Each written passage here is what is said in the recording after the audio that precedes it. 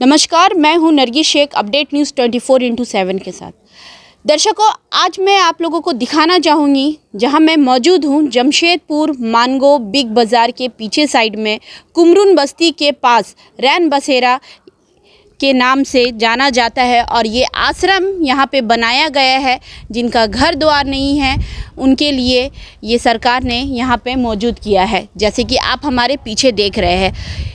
और मैं आप लोगों को ये दिखाना चाहूँगी यहाँ पे रैन बसेरा में बहुत दूर से आई हुई है, चेन्नई से अपने हक के लड़ाई में एक बुज़ुर्ग आई है, बूढ़े बूढ़ी यहाँ पे जमशेदपुर में मानगो में हनुमान मंदिर के पीछे साइड में उनके ज़मीन है माँ बाप का, और उस हक की लड़ाई में वो आई है। आप लोगों को दिखाना चाहूँगी और उनसे मिलाना चाहूँगी, बाकी की बात उनसे जानूँगी कि क्या मसला से आज उनको घर से बेघर होना पड़ा और रैन बसेरा सरकार के बनाया हुआ घर में उनको रहना पड़ रहा है।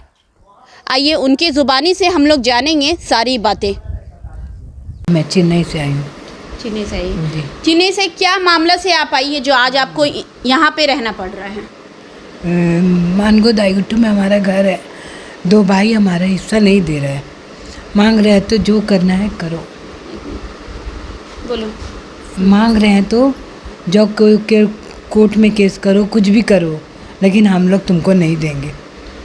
2 भाई, एक बड़ा भाई जो है हमको रखता है। बड़े 2 भाई का नाम क्या है? R Rajesh, R Srinivasarao. और दूसरे भाई का? बड़े भैया हैं वो जो रखते हैं हमको, लेकिन उनको भी अंडरस्टैंड बोलते हैं कि तुम उसको बैराक के घर में सिखा रहे हो। उसका चलते मैं डर से उनके घर नहीं गई हूँ। बड़े भैया सिद्धगोड़ा एग्रिको में रहते हैं। आप पहले शादी से पहले वहीं अपने माँ बाप के पास? हाँ, मानगो दाईगुट्टू में रहते थे। ओके। शादी के बाद चेन्नई आप चले गए? चेन्नई चले गए। 2013 में पिताजी गुजर गए तो विलनामा मेरे को दे के गुजरे, बेटा कल को तुमको चाहिए तो तुम अपना हक के लिए लड़ो। अब वो लोग नहीं दे रहा है, नहीं देंगे। जो करना है करो, मुँह में जो आ रहा है बोल दे रहा, जो करना है करो। आपका खाना पीना का रहने का सारा जो है अर्निंग मेंबर सारा कुछ भी नहीं है? नहीं, कुछ भी नहीं है, कुछ भी नहीं है मैडम। एक चीज़ नहीं है मेरे पास। कल ही आश्रय गृह मेरे को मिला है एक मैडम के थ्रू से, आज मैं यहाँ आके बैठी।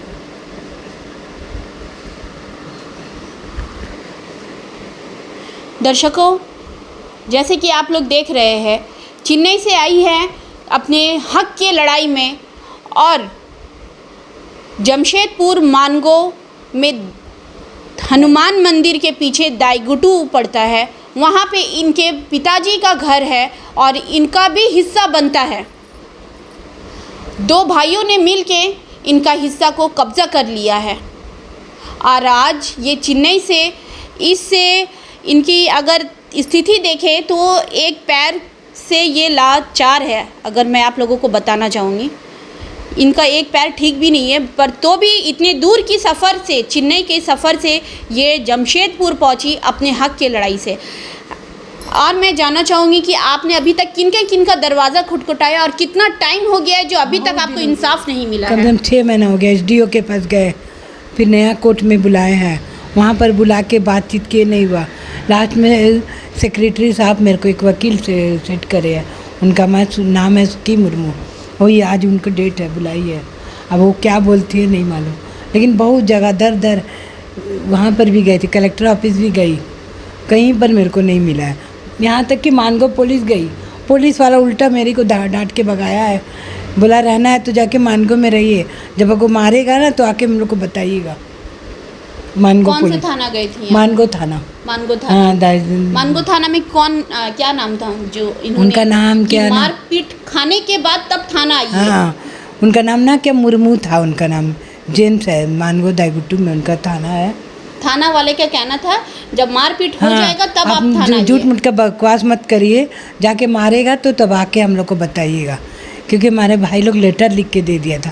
हमेशा घर आके धमकी देती है मर जाएंगे, लेकिन एक्चुअल हम अभी 24-25 साल हो गया, वो घर के दरवाजा पे नहीं चढ़ी, मैं कभी नहीं गई हूँ, लेकिन वो लोग झूठ मूठ का लेटर लिख के दिखा दिया है। आपने SDO के भी दरवाज़ा? हाँ, SDO के पास भी गए, SDO भी बोले हैं आप उनका हिस्सा दीजिए, तभी वो लोग नहीं माने।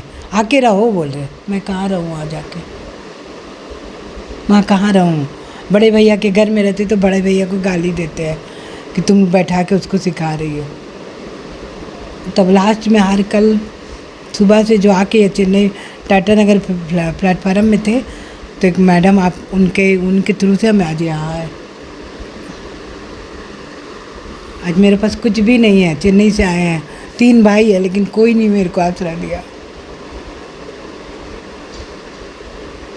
तो ये नहीं, आपने बड़े बड़े का दरवाज़ा खटखटाया बहुत जन का है। इस दरवाज़ा। वीडियो के माध्यम से, इस न्यूज़ के माध्यम से आपका बेशक आपका कहीं ना कहीं से हल निकलेगा।